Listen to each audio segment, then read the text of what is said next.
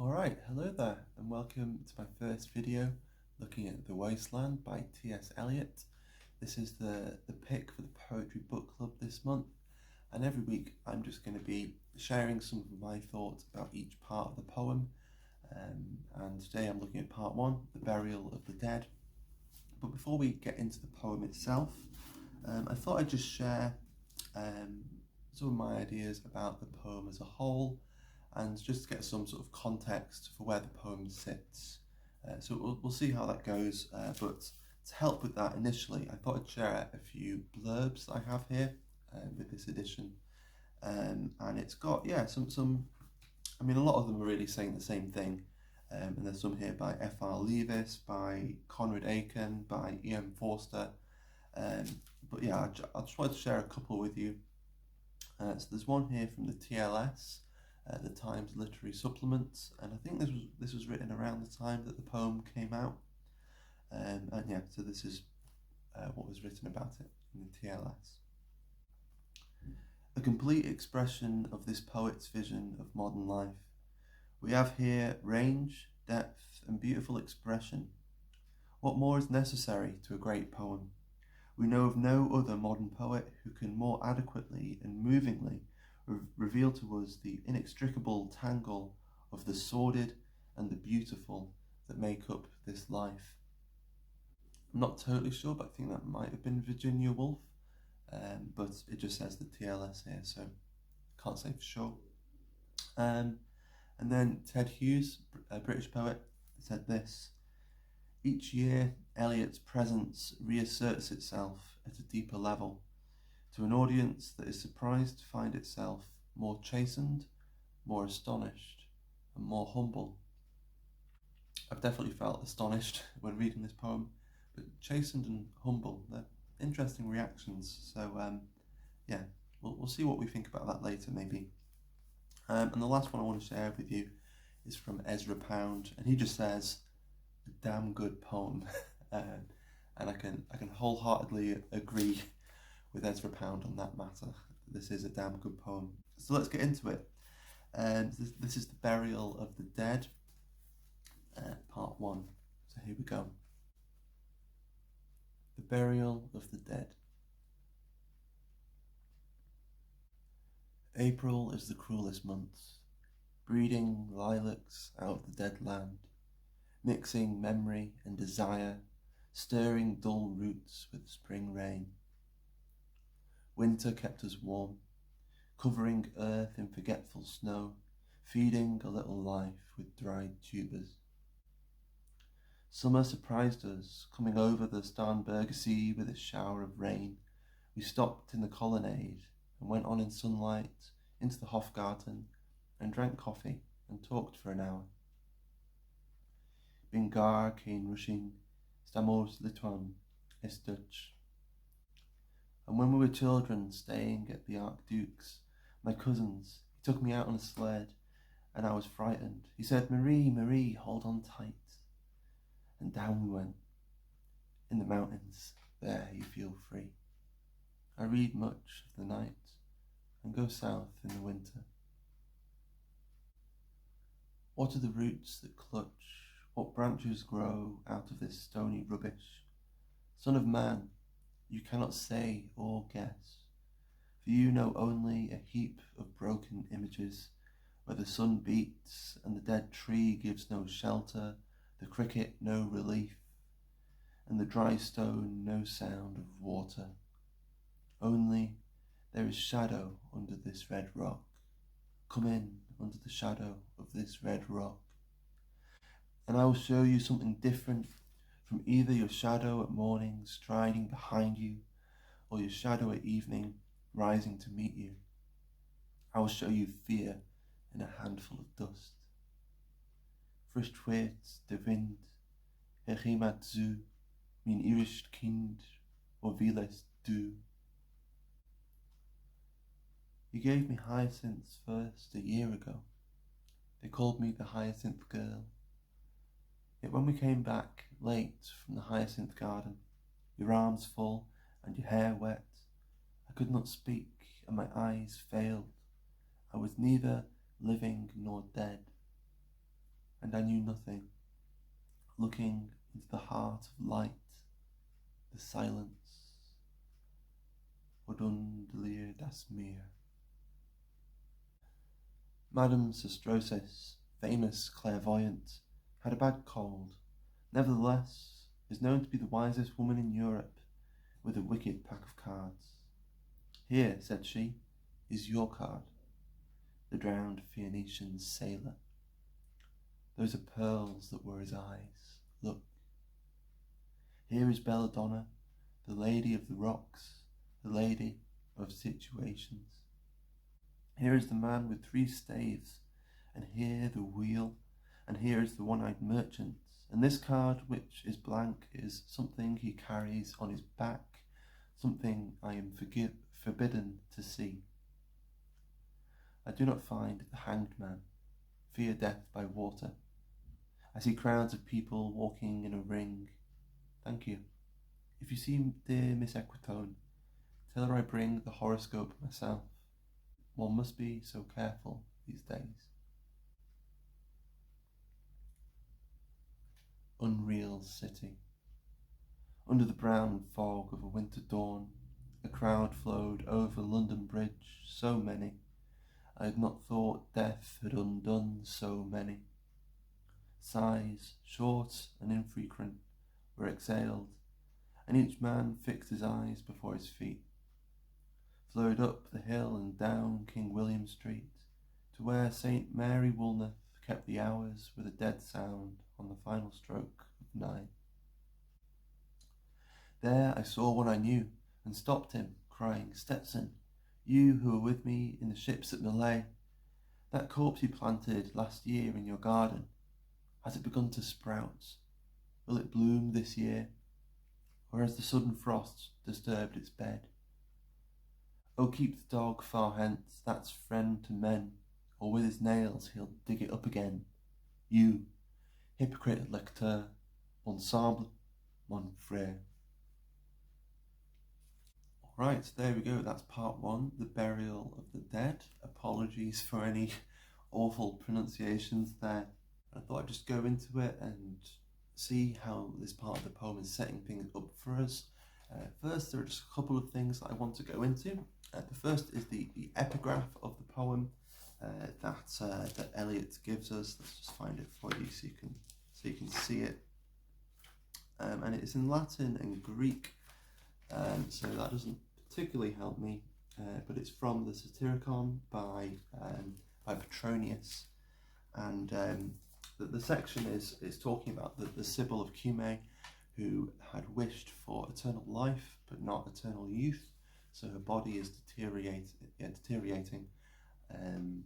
but she's still alive. And so this is the little section that Eliot gives us at the beginning. For once I myself saw with my own eyes the Sibyl of Cumae hanging in a cage. And when the boys said, Sibyl, what do you want? She replied, I want to die. So that's a nice point to start off with, a nice sort of tone setter. This idea that there's just this inescapable degradation, everything's just falling apart within you and without you, and you just can't escape, you can't die, you can't make things better, you're just sort of stuck. And so that's one way to look at it. The other sort of direction of the poem is the poem as a quest narrative. So in the notes at the back, Eliot alludes to a book, or mentions a book, I should say, by Jessie L. Weston called From Ritual to Romance, which is about the Grail narrative. So yeah, stories about the Holy Grail, maybe works like the Divine Comedy, maybe to a certain extent, and something like Childe Roland to the Dark Tower came by Robert Browning. Could definitely be sort of slight models to this poem, to a kind of journey, but definitely the Grail myth is very important, and the idea of the Fisher King, and the ideas around fertility, I think, is a big word for this poem. Eliot often uses or mentions vegetation rituals, which sounds a bit funny, but I think a fertility ritual will maybe a slightly better way to talk about that. And with the Fisher King, he himself is infertile, he is barren, sort of sexually, and that is then reflected in his land. He has all his provinces are a wasteland, and so that's our setting for the poem. It's like the land of the Fisher King. Nothing can grow there. It's sterile. It's barren. It's infertile. And then what we would need then for any kind of life would be water. And so there's our hint at some kind of resolution. But whether or not it's a resolution is a question that's going to be in the back of our minds. Because obviously, if you have a barren, rocky landscape that hasn't had rain for a long time, as soon as it starts raining, it's not really going to bring life and vibrancy and plants and crops, but it's going to bring floods, and it's going to bring destruction and just more waste. We're going to probably see that on a bit later. But let's just get into some of the lines, some specific bits. So with the opening, April is the cruelest month, at least for me. What this brings to mind is Geoffrey Chaucer and the beginning of the Canterbury Tales, which, let's read it out. I'm not going to try and do the actual Middle English pronunciation, but it's when that April with his showers soaked, the droughts of March hath pierced to the roots and bathed every vein in sweet liquor, of which virtue engendered is the flower. So there we have the images of April showers nourishing the plants and the flowers coming up, and it's beautiful and idyllic and lovely. And then, which is again looking at that kind of these vegetation, these fertility rituals, and just the joy of spring and new life. And in this poem, there's no joy for spring. I don't think really there's any rain. All we have are dull roots, and we have memory and desire. And so just the prospect of spring is painful, because it's making the people living in this landscape remember what it was like before. What else do we have here? They prefer the winter, they prefer the snow, and just this little life, this sort of sustenance with the dried tubers.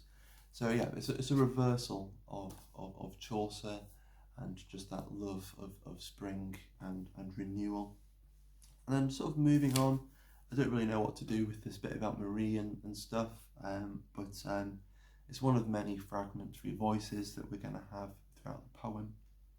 And then we've got, I suppose, an introduction to our landscape in the poem, with the clutching roots and the branches growing, and again we have this image of infertility and barrenness, and maybe one of the more interesting lines here for me is, "For you know only a heap of broken images," which in a way is this poem itself. It's got so many allusions and quotations in it. It could be seen itself as a heap of broken images all stitched together.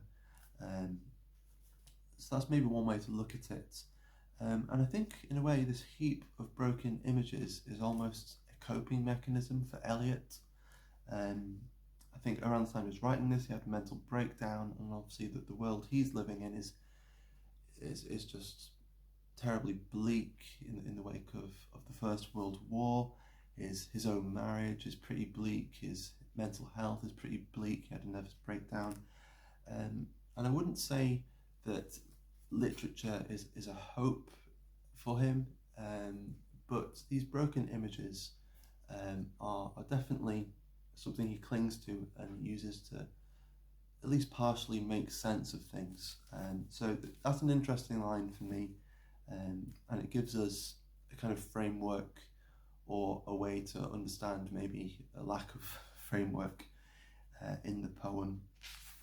And then we have a bit later on our first sexual encounter of the poem with the Hyacinth girl, and what she has to say about this encounter is very interesting, and I think again goes back to this theme of infertility.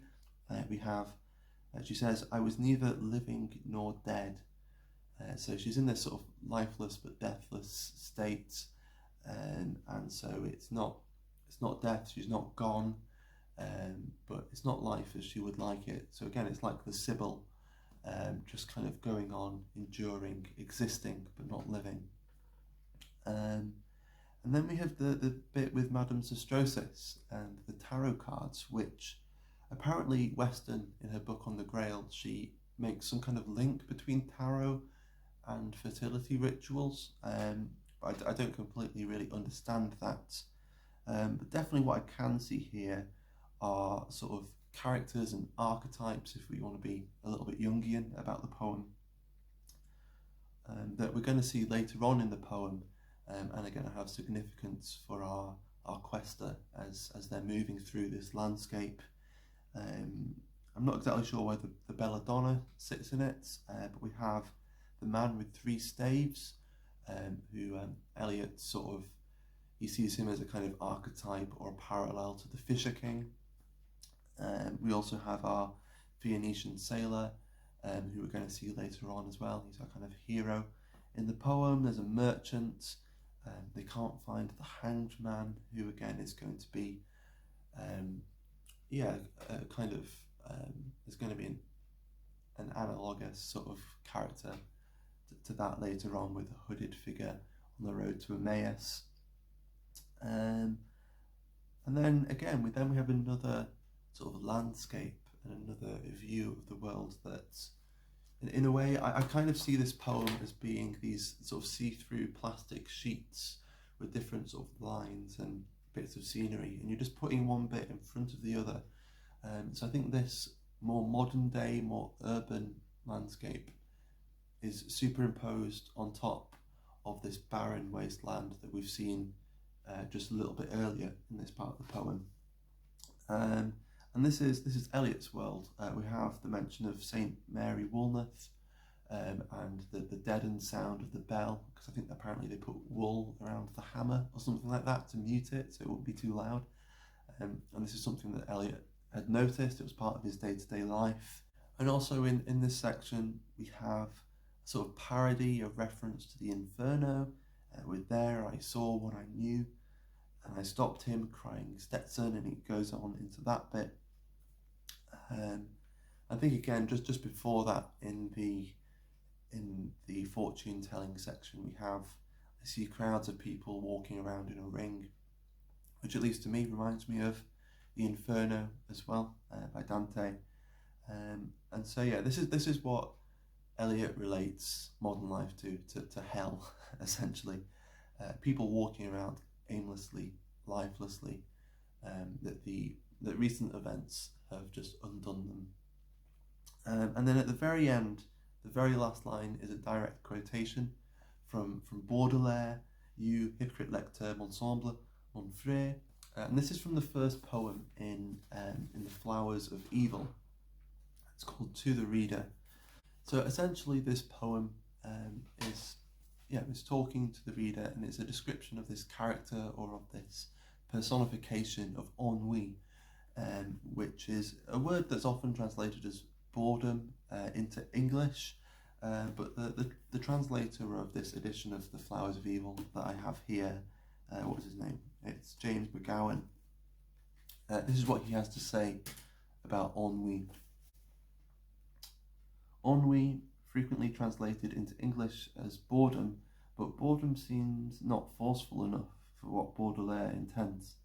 Ennui in Baudelaire is a soul-deadening pathological condition, the worst of many vices of mankind, which leads us into the abyss of non-being. Baudelaire recognises ennui in himself, and insists in this poem that the reader shares this vice. Here he personifies ennui as being, as drugging himself, smoking his hookah pipe. So there again we have non-being, that this ennui kind of leads to this sort of existence that is non-existent, it's not living, and it's not death, it's just kind of stuck. And there it is, that's where it ends, this part, and that's Eliot setting up the world of this poem, giving us our tone, giving us our landscape, and really just kind of a brief look into the condition of the lives of the people who lived through this. And so I think if we're to carry on thinking of this as a sort of a quest narrative, and with our character who started off going to see a fortune teller and then they're moving through the landscape, that's maybe one way to look at the poem. And we're just going to hear more voices, more experiences, more scenery, and more waste and despair. So there we go. There are some of my thoughts on the first part, The Burial of the Dead. Next week I'll be looking into a game of chess, the second part. But for now, I hope you enjoyed this or found some of it interesting. Please feel free to chime in with any of your thoughts, any of your readings of this poem, because it's such a multifaceted and complex poem, that it's just great to see other people's readings of it and to see the directions that it takes other people. So please feel free to share your thoughts about it as well. But for now, I hope you're doing well, and I'll see you again soon. All right.